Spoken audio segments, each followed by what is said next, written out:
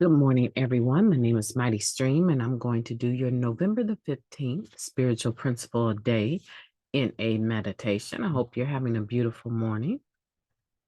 Let me go ahead and get into that screen and share it with you. I am brought to you by Hope Through Navigation, and this is our H.O.O.D Recovery Services. You can reach me at recoveryofhope21@gmail.com. The title of the meditation is Love for the Sake of Our Growth. The love we share in NA means we care enough to save each other's lives. Guiding principles, tradition 2, spiritual principle.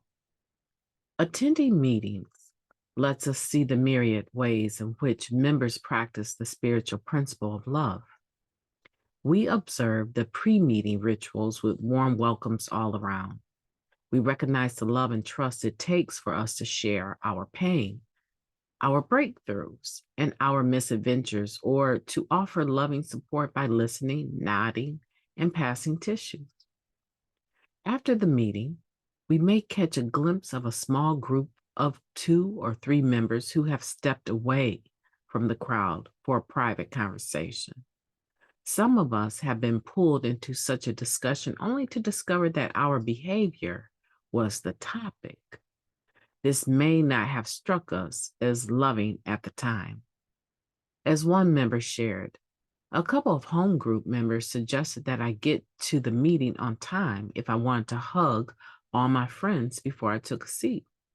I was a bit embarrassed, but learned to enter a bit more discreetly when I'm late. With hindsight, we can see the loving action members like these take to protect the atmosphere of recovery in our meetings and teach newer members how to behave. Love isn't always gentle.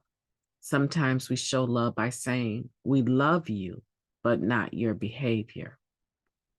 Another addict shared, love is not simply an emotion, it's also an action. The action of love is the effort we choose to put into how we carry the message of NA. We share our recovery to save another addict's life. And it's one of the most loving actions we can take. It may not be convenient or easy, but the work is well worth it when we see a fellow addict grow into a productive member of society and pass the NA message on to other suffering addicts. This is the work of love. I will share the lessons I was taught when I first came around. Today, I will pass along the love that saved my life. Let's take a moment of silence, followed by the we version of the Serenity Prayer. Moment of silence, please.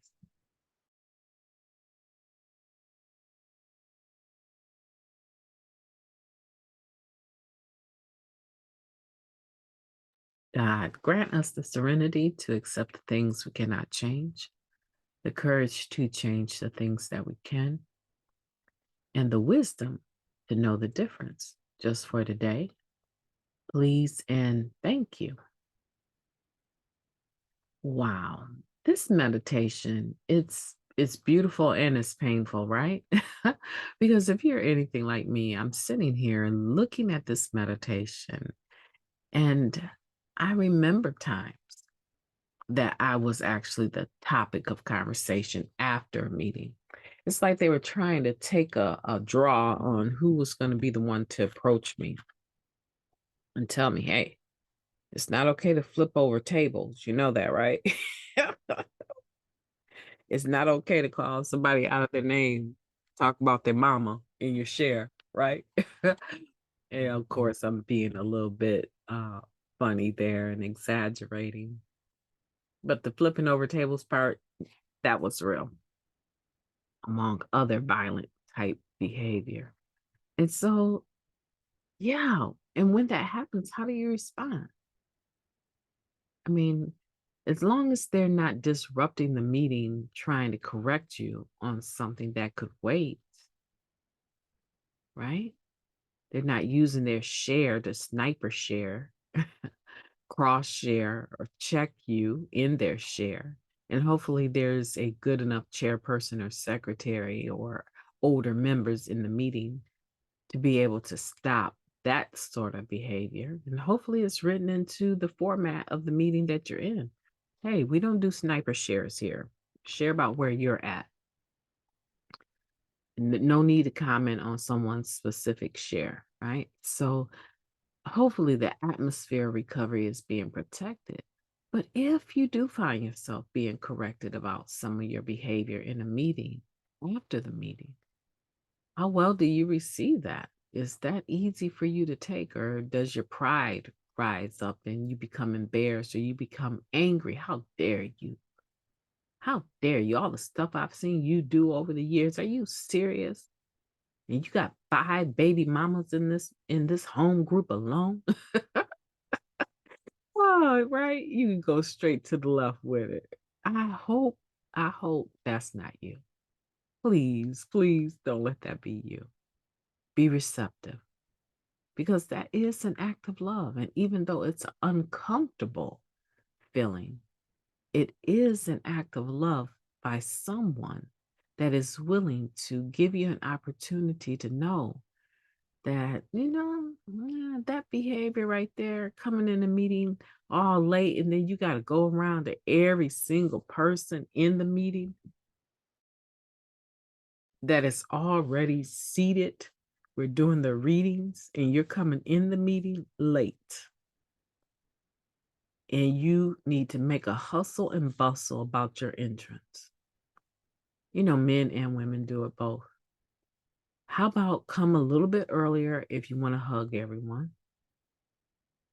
How about if you come late, discreetly find a seat and sit down and not make a point to be noticed? Because the meeting only lasts, what, an hour and a half, maybe 2 hours?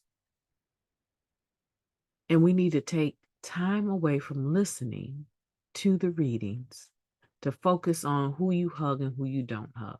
Sit it down. Sit it down. It's not that important. It takes away from the atmosphere of recovery. How well would you receive something like that? I've done it. I've done it. There's been times I've walked in a meeting and there's so few of the in-person ones that I even go to anymore that you feel kind of like a celebrity coming into the meeting. And there's people you haven't seen, and you want to make sure that they know that you love them, right? And you try to hug them, and then you run into a couple you don't know, and you're standing there in front of them trying to figure out, should you hug them? No, go sit down. It's a meeting. The meeting is in progress. Yeah, these are hard lessons. But you know what? The point of this meditation is, do we have the type of love that we can share in a meeting that will help save someone else's life? And are we willing to share those lessons that we taught when we first came around? I hope that you are. I am. I'm willing to be an example, and I'm willing to be corrected. I can honestly say I am willing to be corrected today. Now, I might take a problem if you do it in a very unkind way, but don't think for a second just because your delivery is horrible that I'm not going to take the information into consideration. Today, let's be loving and let's be humble and let's be considerate of the atmosphere of recovery. My name is Mighty Stream. I've enjoyed talking to you, and I will be talking to you tomorrow.